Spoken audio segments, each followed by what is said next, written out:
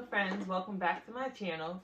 Cherie Yvette here. Try not to be distracted by the cuteness sitting next to me and Lily Jean tinkering in the corner, like making whatever she's making over there.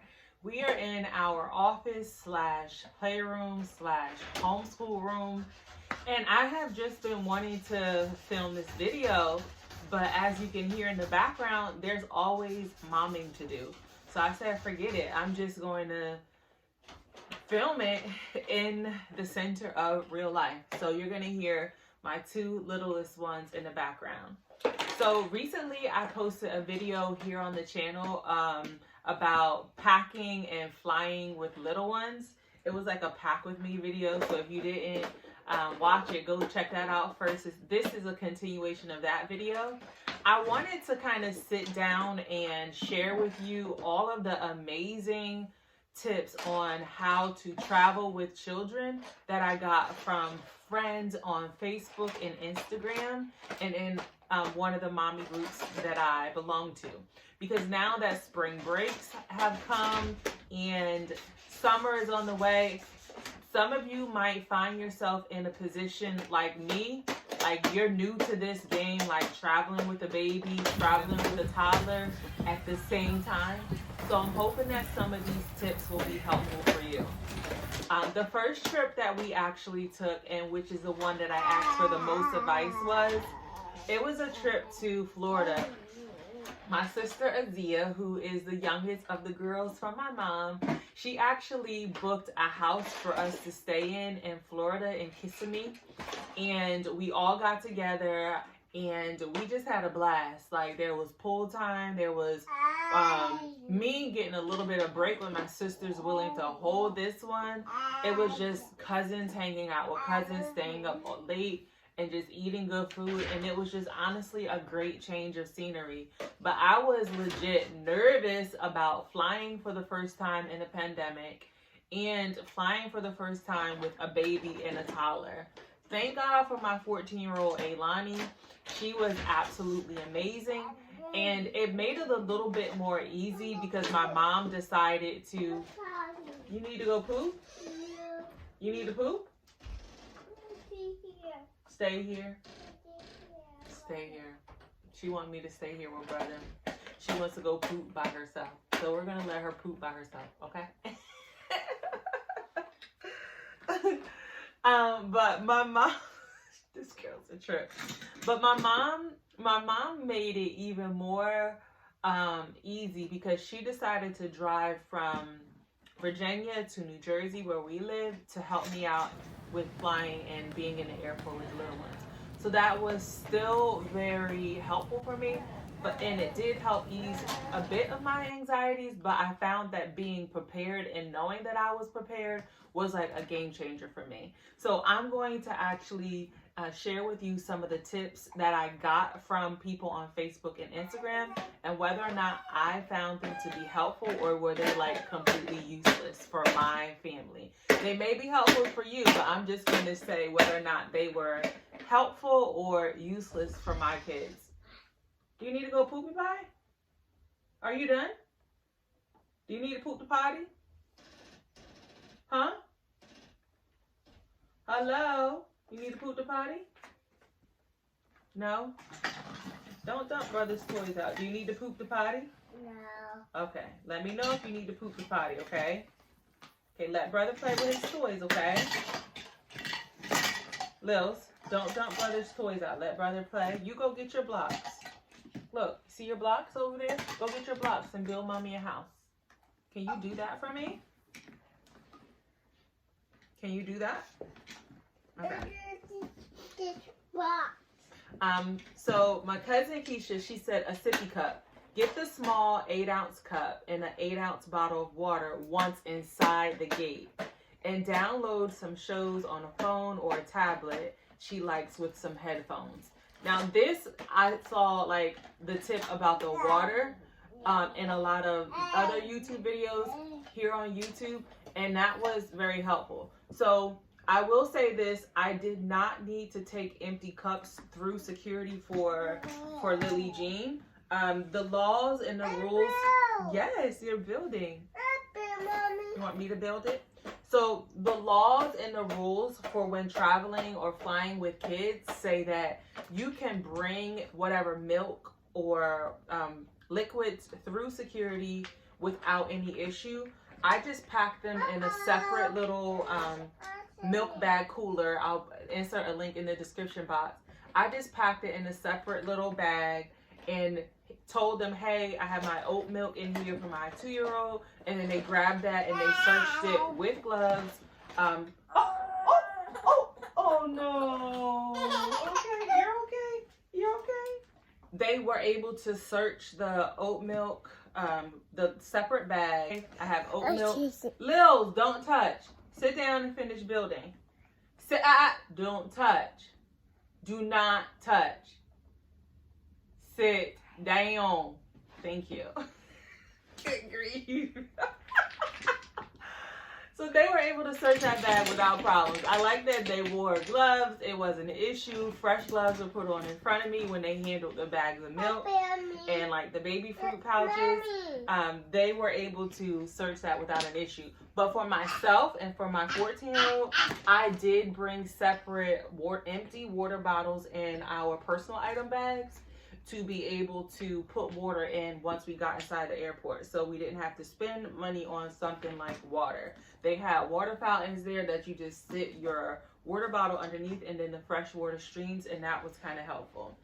And then the next point said, you may want to try to schedule your departure around bedtime or nap time if she's on a schedule, same for baby Allen.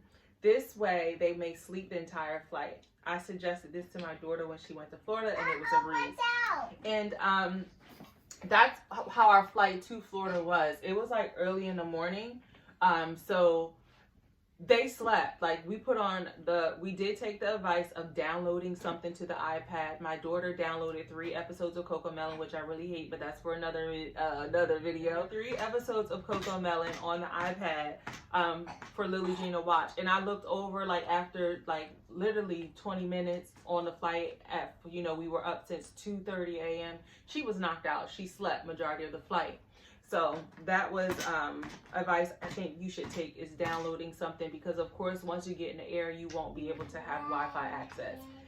The next piece of advice said, as much of a pain as it is and expensive as it, you drive it, boo boo. Mommy was trying to give the advice on the camera, okay? You drive it. As much as a pain as it is and as expensive as it can be, get them a seat and bring your car seats on the plane and install them. That way they think it's like a car and they can't get out. Then she says that her son always falls asleep and goes on to say this. I personally only brought his car seat. I just felt like for my first time flying with the 2 babies, having a big double stroller and trying to bring Lily Jean's car seat, I just felt like it was too much. I had already packed our luggage, which you saw in the last video, and it was a complete fail. My luggage was over, and we flew Frontier, and when your luggage is over on Frontier, you have to pay an additional $100, y'all. So I'll tell y'all that next. But as for the car seats, I only brought his because that snapped into the double stroller that I have. And I was like, it's just going to be too much for me to bring her car seat as well. So Lily Jean did have her own seat on the flight, but I did not bring her car seat. That may be helpful for other people, but I just felt like for my first time traveling with them, it was just too much stuff for me to be trying to lug around through the airport. Even though you can check your car seats. I did it. See? Yeah. I did it. Good job, baby. You can check your car seats and your strollers for free with no additional cost. But I ended up renting a car seat for Lily Jean from the car rental place at the airport. So maybe that will be helpful for someone. The next piece of advice I did take, it says have a snack or activity. Buddy, fix it. Boo boo. Can mommy talk? Thank you. It says have a snack or...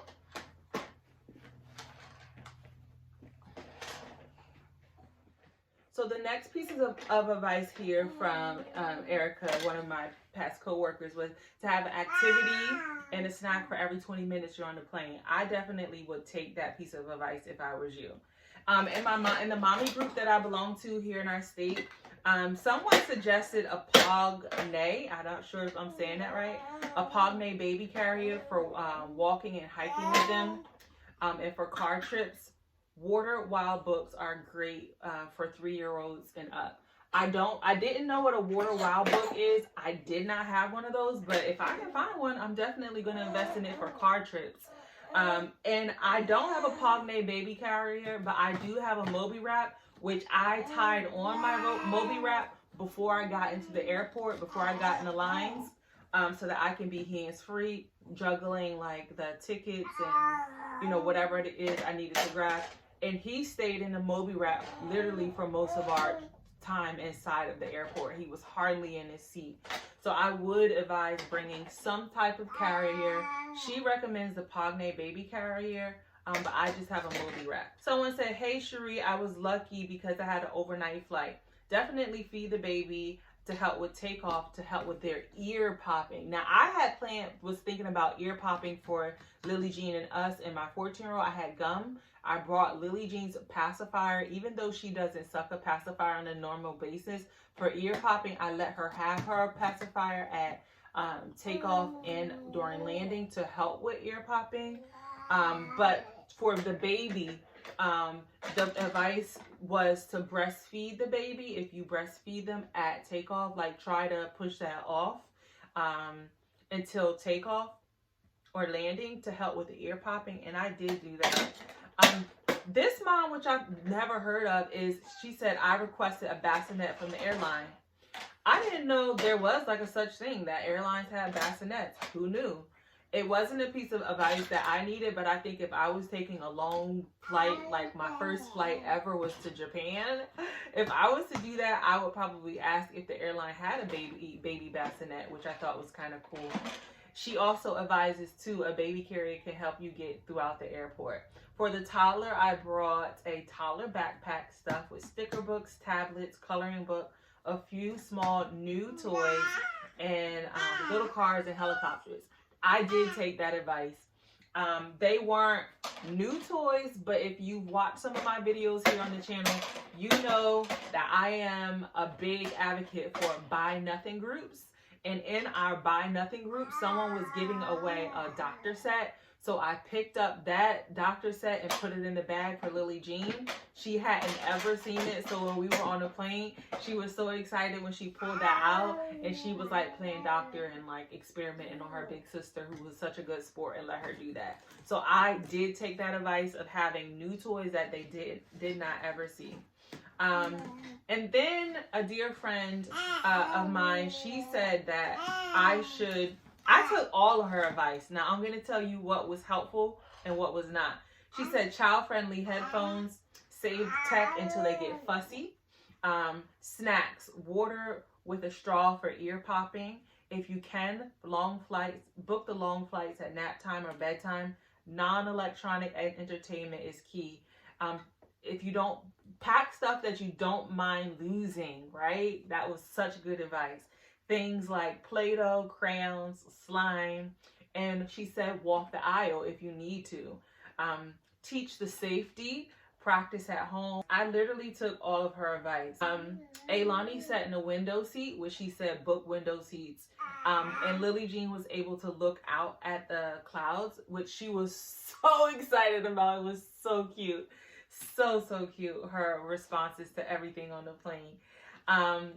The ear popping, we use a pacifier, but water with a straw. I made sure I packed cups that had a straw with them, just in case that was something that we needed.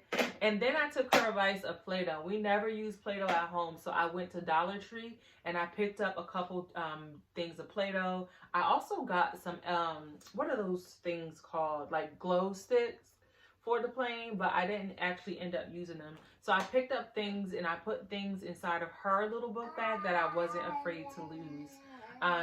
She also suggested headphones, kiddo headphones that wrap around the ears. I did end up buying those from Amazon for about $17, but Lily Jean would not let me put those in her ears. So we just ended up using her regular headphones, but the ones that wrap around the ear and go into the eardrum, which I wouldn't normally put something in her eardrum on a normal basis, but she does not get with loud, unfamiliar sounds. So that's why I was like, I'm about to risk it all, put this in my baby eardrums because I don't want her to freak out from loud sounds. So I did like that. She said because they are noise control, so they may cancel out all the sounds. Get her a playlist ready for takeoff. I had playlists ready of music they both listened to when they were in my belly. So we had like all the good stuff in that bag. Thanks to Tisa for all this advice. She says I make a bag. Well, she said her kids are old enough to do it now, and they get so excited by the time it's time for takeoff. So I was very careful not to let her see anything in that bag that I wanted her to see on the plane. On Pinterest years ago, I saw an idea of using like these boxes you get from the Dollar Tree. I had fun putting together those little snack boxes. They didn't really eat much on the plane on the way there because they were like so tired because it was such an early flight. But when we got to the hotel, when we were like waiting, we had a hotel debacle. So that was like good to have like that snack box with assortment of things that they could choose from, have different toys to pull out to keep him interested in her. It was just not as stressful as I imagined it to be. And it was so cute, so cute. When the plane finally landed and they announced that we were in Florida and what the weather was, and my mom was sitting like 4 rows ahead of us on the right, and she was like, she snatched her headphones like, "Yay, Mom, I did it! Yay!" Then everybody started laughing. It was so cute. Her reaction to everything on the plane was so cute. So I really appreciate the advice, and I hope that there's something that you can latch on to for your traveling experience with little ones, especially flying during the pandemic. And yes, I would certainly do it again. But until next time, my name is Sharia Vet, and here on my channel, I really try to post every Friday and sometimes Monday here on the channel. But as you can see, motherhood is happening all around me. So here on my channel, I like to post everything from motherhood rooted in faith and not perfection, my love for education, homeschooling, poetry, writing, and everything else in between. So do me a favor and click subscribe and come back for the next video. All right, see you in the next one.